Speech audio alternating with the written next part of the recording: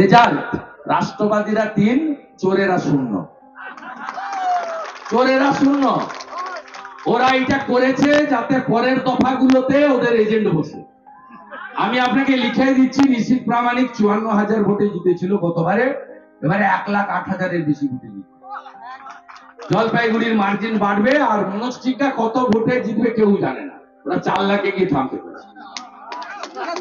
আমার কাছ থেকে নেবেন, ও তো মর্নিং শোজটা দিয়েছে। আমার সভাতে যা লোক হয়েছে, পিসিমণির সভাতে পুলিশ দিয়ে ভিডিওকে দিয়ে লোক আনিয়েও লোক হয়নি। গতকাল আমি রতুয়াতে সভা করেছি, 10,000-এর বেশি লোক, 65% মাইনরিটি থাকে ওখানে। আর মমতা ব্যানার্জি গাজলে সভা করেছে 2,000 লোক। মমতা ব্যানার্জি এনায়েতপুরে সভা করেছে 3,000 লোক। তার থেকে 5 কিলোমিটার দূরে অমৃতিতে আমি সভা করেছি 15,000 লোক। বাজার খুব খারাপ, খুব খারাপ বাজার। যতক্ষণ না এই মহিলাকে আমরা প্রাক্তন মুখ্যমন্ত্রী বানাতে পারবো, ততক্ষণ এই কাজ তিনি চালিয়ে যাবেন। এবং সবচেয়ে বড় পুলিশ হচ্ছে এই কাজে ওনার দোষ। আপনি দেখছেন এত মহিলা এসেছে, একটা পুলিশের ট্রাফিক নেই, ব্যবস্থা নেই। আপনি দেখবেন তৃণমূলের 1.5 পয়সার নেতা, কাটমানি খাওয়া নেতা, আমার এমপি ল্যাড থেকে টাকা তুলতো, যেটা এখানকার এমএলএ 7%। দায়ে কালি বাঁয়ে স্বরূপ, পিছনে ছবি, সামনে কমল, কমল তেল চোর, তেলে ভেজাল মিশিয়েছিল, জেল কেটেছে। চোরা পরিবৃত্ত চৌর্য বৃত্তি, এই হচ্ছে তৃণমূলের মডেল। আপনি মহিষাদলে দাঁড়িয়ে এই মডেল দেখতে পাবেন। আপনি ভাষা শুনুন, ব্লক তৃণমূলের সভাপতি সুদর্শনের, সে মারলো জেল খাটা 5 মাস না কত, 6 মাস জেল খাটা। সে মারলো, ফোন করে বলছে, হ্যাঁ রাম মন্দির তোর বাপের জায়গা, ওটা তোর বাপের জায়গা। সুদর্শনের বলছে রাম মন্দির ভেঙে তুলে, কি সাহস! সব গোছানো থাকবে। বিজেপি সরকার আসবে, যে অবস্থা লক্ষণ শেঠ সুশান্ত ঘোষের করেছি, তার থেকেও খারাপ অবস্থায় দেবে। আমার খেয়ে যে কাজ নেই, ওই জাস্টিস গাঙ্গুলির কথায় তালপাতা সেপাইয়ের কথার উত্তর দিতে হবে। ওরা একটা মাল নাকি? ওর সামনে হচ্ছে পিসির ভাইপো, সামনে লেখা আছে পিসি, তারপরে লেখা আছে নাম, পিছনে লেখা আছে ভাইপো। আর যে পিসি আর যার ভাইপো, তাকে এইখানে আমি এনেছি মেদিনীপুরের মাটি। আবার লক্ষ লক্ষ ভোটে হারাবো কাঁথি তমলুক পূর্ব মেদিনীপুরে। লিখে রাখুন, লক্ষ লক্ষ ভোটে হারাবো, লক্ষ লক্ষ ভোটে হারাবো। এখানে লতায় পাতায় শিকড়ে শুভেন্দু অধিকারী আছে, এরা সব আমার আত্মীয়। সরকারি গাড়িতে চড়ে কৃষ্ণনগরে তৃণমূল প্রার্থী মনোনয়ন জমা দিতে যাওয়ার অভিযোগ সব জায়গায় সরকারি করছে। আপনারা যারা মুখ্যমন্ত্রী 25 তারিখে নাকি মহিষাদলে আসবে, আজকে তো কিছু কাগজ কাপ পড়ে থাকবে, এগুলো ঝাঁটানোর জন্য আসবে। এই মুখ্যমন্ত্রী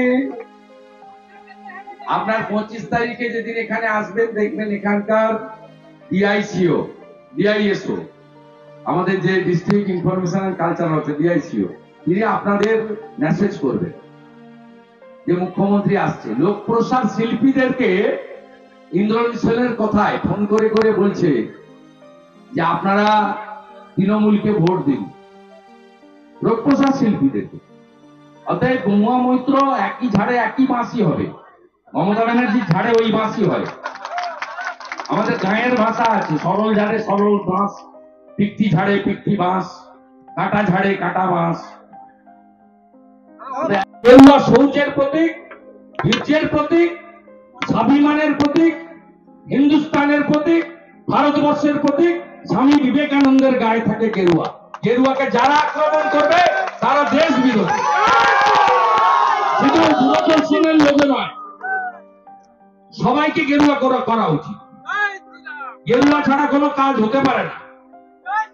স্বামী বিবেকানন্দ গেরুয়া পছন্দ করতেন। গেরুয়া হলো আমাদের দেশের স্বাভিমান এবং শৌর্যের প্রতীক। আপনাদের নিউজ এইটিনকে ভাবতে হবে না এটা নিয়ে। সপ্তাহে শুরু শেষ তৃণমূলের বিসর্জন। আপনাদের চ্যানেল কাল থেকে টুইস্ট করে করে বলছে সোমবার, আমি সোমবার বলিনি।